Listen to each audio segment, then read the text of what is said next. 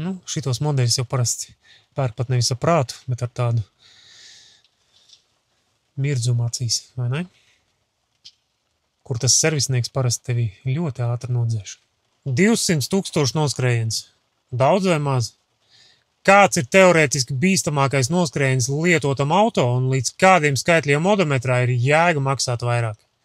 Šodien kā ierasts par cenām, stereotipiem un optimismu. Nu, un nedaudz arī par tām mūsu tirgus īpatnībām un stulbumu. Kā jūs domājat, ir jēga maksāt par mazu noskrējienu?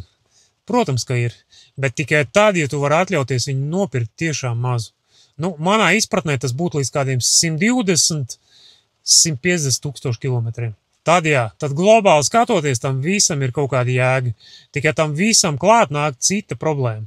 Vairumā gadījumu tā cena būs krietni virs tā vidusmēra latviešu budžeta. Pie kam grūti pieņemt to būs ne tikai finansiāli, bet arī psiholoģiski.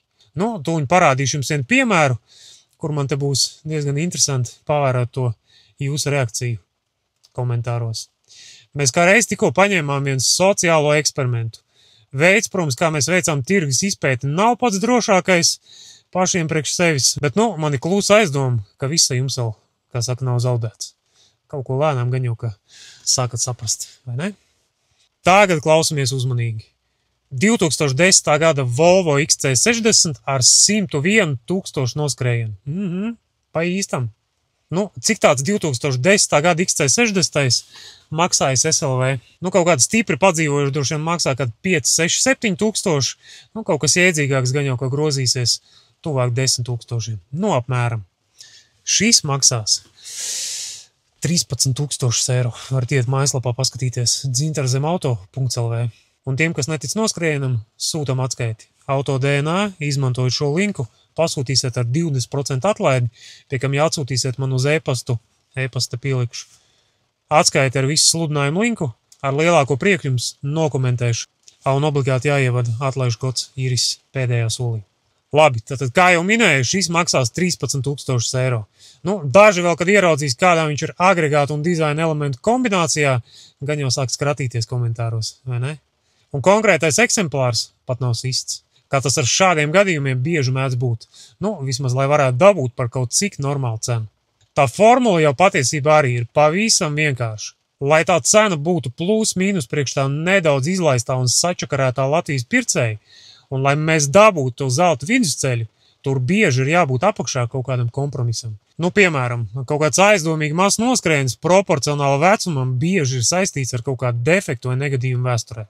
Savukārt laba mašīna par labu cenu visticamāk, ka būs ar lielāku noskrējienu. Protams, es neapgalvoju, ka tā ir vienmēr un visur, bet tā globāli skatoties, tā ir ļoti bieži. Nu, pa vidu kādreiz izkrīt arī kaut kas starp tiem abiem, bet, iemesli ir dažādi.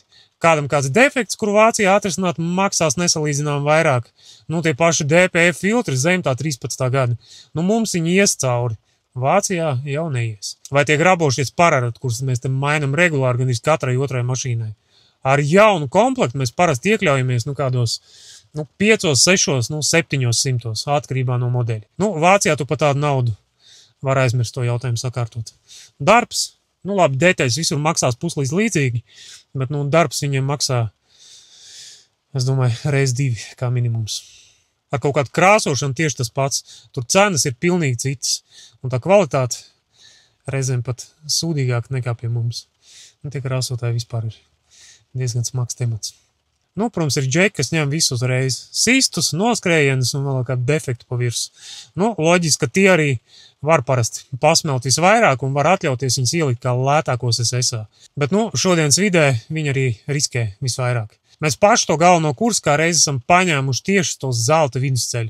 Pamatā mēs meklējam labi apkoptas mašīnas ar tādiem noskrējieniem, lai tie varētu konkurēt Latvijas tirgū. Ja gribēsim to pašu, bet jau ar mazāk noskrējienu, tām mašīnām visticamāk, ka zāle izaugs cauri. Savukārt jātiesa kaut kādiem sistējiem, mums nekad nav bijusi iedvesma. Un arī notīt tu šodien arī baigi vairs neko nevar. Vismaz strādājot ar Beļģiju, Vāciju un Nīderlandi. Tā kā šis modelis mums šobrīd izskatās visreālākais. Tāds labi uzturēts mašīnas ar relatīvi lielākiem noskrējieniem, kas pie kaut kādiem apstākļiem ar pareiziem agregātiem patiesībā pat nav liels noskrējiens. Nu, protams, šādi tad pa vidu mēs kaut ko pabakstam arī ārpus šī formāta, nu, kā piemēram, tas 2010. gada Volvo ar prātam neaptveramo 100 000 noskrējienu 15-gadīgai mašīnai. Es pat nestādos priekšā, kas tur tūlīt komentāros sāksies. Un tādas mašīnas faktiski neviens arī baigi nevada. Un kāpēc? Tāpēc, ka viņas ir dārgi un tas nav rentabli. Tur risks ir ne tikai palikt tukšā, nu, tu vēl tur naudu būs iesaldējis un vēl riskē ielaist viņu mīnusā. Vismaz kamēr tā domāšana Latvijā nenomainīsies, tikmēr tos mazos noskrējienus arī nevedīs. Par viņiem ir jāmaksā vairāk, jūtami vairāk. Nu, un tā arī ir galvenā atbilde, kāpēc mums nav tie mazie noskrējieni.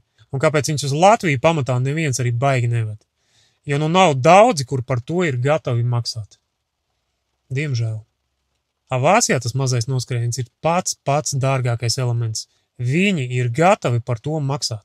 Un ne par pogām, ne par diskiem, ne par visām tām jūsu empakām, par noskrējienu. Un jo tuvāk tas odometrs rāda 200 000, jo mazāk tam it kā mazajam noskrējienam ir nozīme. Atceraties to. Protams, tur atkal jāskatās, kas tie pa agregātiem, bet jebkurā gadījumā. Nu, es, piemēram, zinu, ka ļoti daudziem 180 000 liekas ļoti pieņemami. Un es domāju, ka daudziem varbūt pat tas liekas, ka tas ir maz. Kaut kādiem modeļiem tas arī ir maz, bet nu jaunajā paudzē atkal ļoti daudziem tas jau būs daudz. Īpaši kaut kādiem mazajiem vācu benzīniem, vai ne? Protams, zinot tā konkrētā XC60, ko mēs te tikko paskatījāmies, viņa agregāts salikumu un motoru resursu, nu, šitos labi uzturēts, mierīgi varat ņemt arī ar 300 000 kilometru noskrējienu. Mierīgi. Bet nu neiedziļinoties detaļās par katra ražotāja modeļa agregātu uzticamību, nu, pērkot virs tiem 150 000, es tur baigo atšķirību neredzu. Vai viņš ir nogājis 150 000 vai kaut kāds jau 180 vai 190 000. Vai kā daudziem tur nāk iekšā placī, 220 ir ok, nu 270 jau ir ļoti daudz. Nu, 300 tas jau vispār ir izmetams ārā. Patiesībā daudzi no viņiem tur tiešām būs izmetami, daudzi pat vēl pusē nebūs. Ja godīgi, tad man pērkot auto un skatoties plus mīnus ap tiem 250 000, tie 30-40 000 uz katru pusi būs pilnīgi pie pakaļas. Es ar viņu izbraukšu, izpētīšu to salonu nodilumu un paņemšu dzīvāko. Un to, kurš labāk brauc pa ceļu. Jo nu jums jāatcerās, ka vairumā gadījumu virkne visādi mēsli tev kā reiz būs starp tiem 200 un 300 000. Un tu vari nopirkt un sākt gan no tiem 180 čakarēties, gan no 280. Nu, tas atkal būs vairāk atkarīgs no katra modeļa specifikas. Nu, piemēram, tā pati ekoloģijas, prauslas, divmasnieki, amortizatori, ģeneratori, gultņi un vēl vesela virkne ar mezgliem, kurus tu nevari paredzēt, bet kā rāda tā mana pieredze šajā diapazonā starp tiem 200 un 300 000, tas risks kā reiz arī ir vislielākais, un nav nozīmes, vai tu viņu nopirki ikdienā vairāk dzītu pa pilsētu ar lielākām motorstundām, vai vilktu pa šoseju un ar kaut kādiem 50 līdz 100 000 kilometriem odometrā vairāk. Vienīgais arguments par labu tam mazākajam noskrējienam būs tad, ja tu plāno viņu kaut kādā pārskatāmā nākotnē pārdot. Un es jau apmēram izreikinājis, kad un ar kādiem kilometriem tu viņu pārdos. Ļoti daudziem modeļiem pārbraucot to pirmo ciparu no 2 uz 3, būtiski pakritīs arī tā tirgus cena. Nu, vaina gan pārsvarā tur ir tikai pircēja galvā, bet nu, tie, kuri mēģinājuši tirgot kaut kādu svaigāku gada Volkswagen grupas modeli ar 300 000 uz augšu. Nu, es domāju, ka saprotu, pa ko es te runāju. Savukārt kaut kāds vecāks Volvo ar pareizajiem kilovatiem, tie tur mierīgi iet projām arī ar 350 000. Un kādreiz pat visiem 400. Nu, šitie pircēji zina, ka tur vēl nekas nav beidzies. Bet, nu, pamēģināt pārdot 17. gada Golf ar perfektu vēsturi un 330 000 odometrā pa puslīdz jēdzīgu cenu. Vēla veiksmi. Un tepat nav stāsts tikai par kaut kādu prēmiju un galu. Tas īstenībā attiecās uz pilnīgi visiem. Vecu prēmiju ar lielākiem kilometriem pārdot pat ir vieglāk nekā vienkāršāk un svaigāk gan Golf. Jo uz tiem vecajiem un pilnajiem tas acis, kā mēs zinām, mums spīd daudz vairāk. Ar to Golf jau parasti pērk tāds, kā saka, mazliet nobriedušāks prāts, kas meklē vienkāršāku mašīnu un droši vien drusku vairāk sekotām izmaksām līdzi. Kurš seko izmaksām pērkot 7. sērijas E65, vai ne? Nu, šitos modeļus jau parasti pērk pat nevis ar prātu, bet ar tādu mirdzumu acīs, vai ne? Kur tas servisnieks parasti tevi ļoti ātri nodzēš. Tā kā liels noskrējiens arī nav tas, no kā obligāti vajadzētu beigt. Man pašam ģimenes lokā ir 3-litrīgs džips, kurš pirkts Vācijā ar noskrējienu virs 300,000 kilometriem.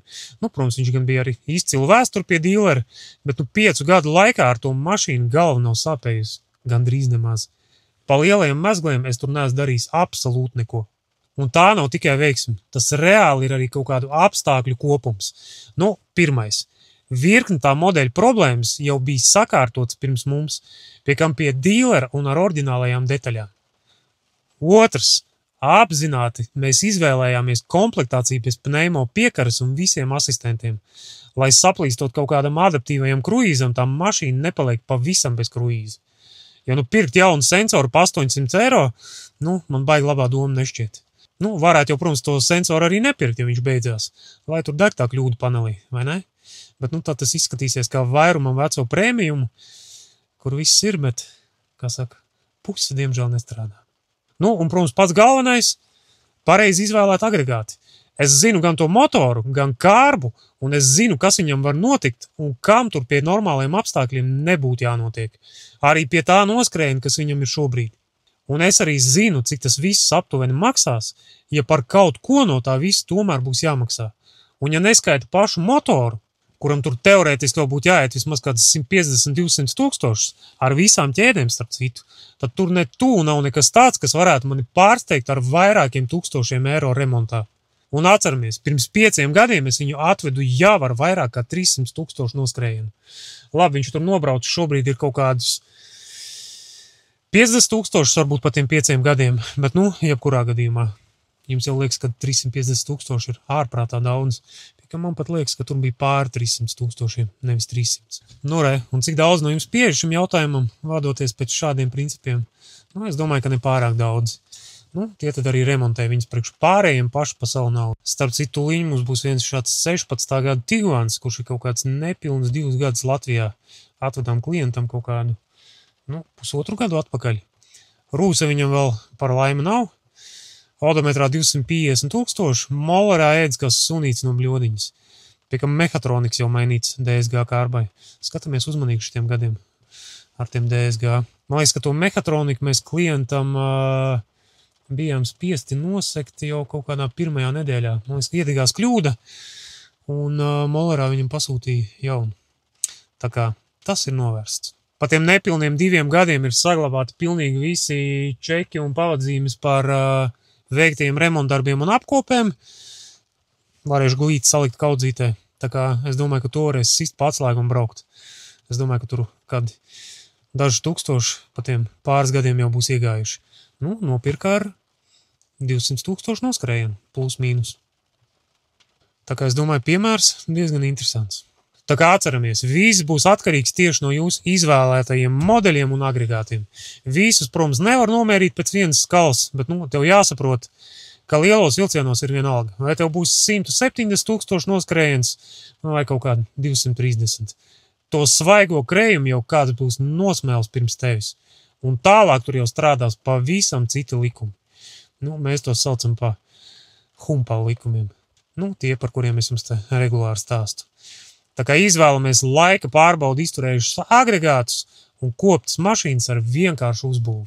Viena turbīna, izturīgi motori un sevi pierādījuši automāti, kur kā likums dēļ tā, ka mazāk pieprasīti, parasti arī būs lētāki humpalu tirgū. Papēta, cik maksā lietots 7 pakāpju S-Tronics tam pašam Audi un cik maksā kaut kādai 212. E-klasē ap tiem pašiem gadiem 7 pakāpju parastais Tiptronics. Tur, es domāju, pat vairāk kā uz pusi. Un viņu pirkt lietot ir reizes 5 drošāk nekā to lietoto 7 pakāpju S-Troniku. Tā kā šīs visas lietas tur būs daudz svarīgākas par to pliko noskrējienu. Un pieliekot tam visam klāt vēl labu vēsturi, visticamāk, ka samazinās visus riskus līdz minimumam. Paldies visiem!